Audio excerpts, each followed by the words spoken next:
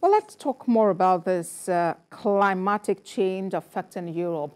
I'm now being joined by an environmentalist, Kathy Lee, from the United Kingdom. Thank you for joining us on The World Now. Well, just before we get into, stories coming from Europe where the heat wave is really wreaking havoc, let's begin from the UK where you are. How is the weather there? Well, it's really hot. To be honest, last summer was very hot. And this summer, maybe because I'm traveling too much, it feels like 1 minute I'm sweating, the next second feels like autumn with the wind and everything. So yeah, it's crazy. And it's somewhat unpredictable because you just can't say what will happen in the next 5 minutes. Yeah, it's really wild. All right, let's get into the issue now coming from Europe. The Cerberus heat wave is causing a lot of havoc. Already one person has been reported dead in Italy, and several tourists are collapsing, across Europe. How worried are you as an environmentalist?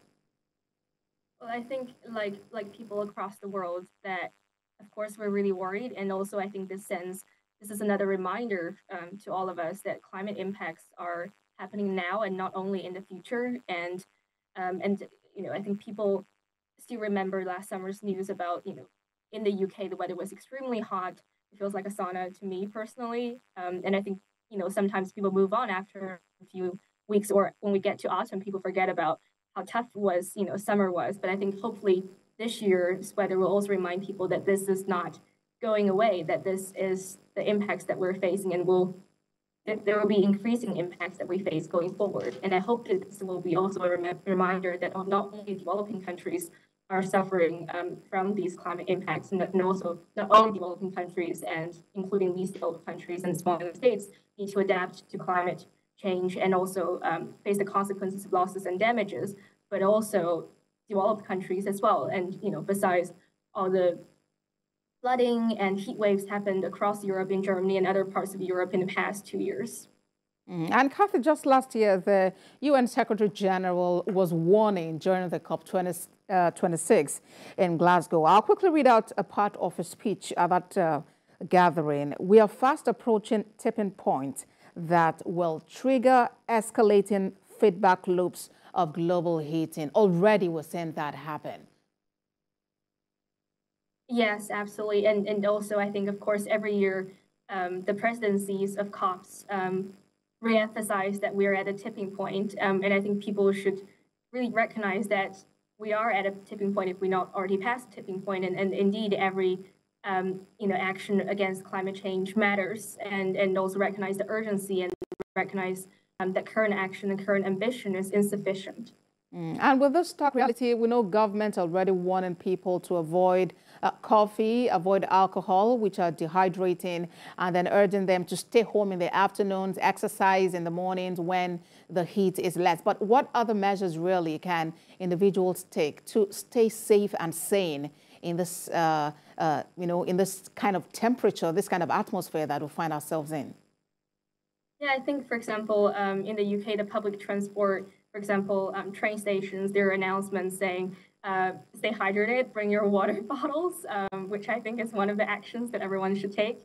But also, of course, all around you, for example, saving energy at home, or, using measures to keep the temperature cool without using too much air conditioning, and, all these kinds of activities that you can do as an individual, but also at work, thinking about how that you can integrate sustainability element into your work, whether it's whether it's in banking, whether it's in consumer. That there's so much that we can do as individuals, and of course, also advocate for your government and for the international leaders to take urgent action and to step up on their ambition and also implementation against climate change, and that's how we can slow down the climate crisis. And the dimensions of climate change is quite profound, because in some areas you find some serious heat, real heat. And in other areas, what you find is flooding. These are like two extremes, two opposites. Nature comes to us, and then we just really have to act. What should be our attitude to nature to ensure that we are able to nurture it rather than cause some kind of catastrophe? Yeah, I think so much is needed, of course, the awareness raising and educating the current and future generations to respect and to interact more and protect our nature. And of course, it's great to see that last year in Montreal at the COP15 of the UN on biodiversity, the global biodiversity framework was adopted. And this year, there's so much attention as well on the linkages between climate change and biodiversity loss and other crises. So I think essentially there are actions and solutions that can tackle multiple crises at once. And I think we should definitely support them and show more support to these actions. And we know that at the summit just last year, some commitments were made, countries promising, some fund to fight climate change, to support the cause and all of that. How far and how well do you think countries are performing regarding their commitment to this cause? Yeah, I think looking at the multilateral climate funds, funds related to climate, there's obviously a big discussion ongoing on international financial institutions reform following the Summit for New Global Financing Pact a few weeks ago in Paris.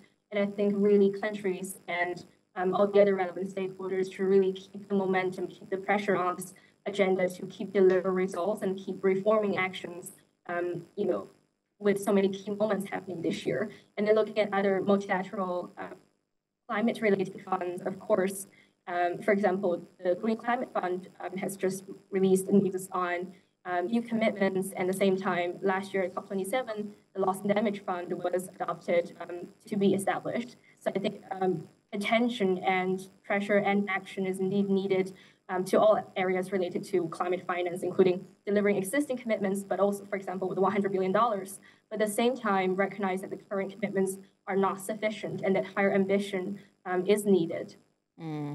Well, Kathy, I would have to wish you all the best as you navigate this, because here in Nigeria, we're also managing it our own way, because here it's more of the flooding. But of course, government and other bodies are working to keep that in check. Thank you very much, Kathy Lee, for joining us on The World Now.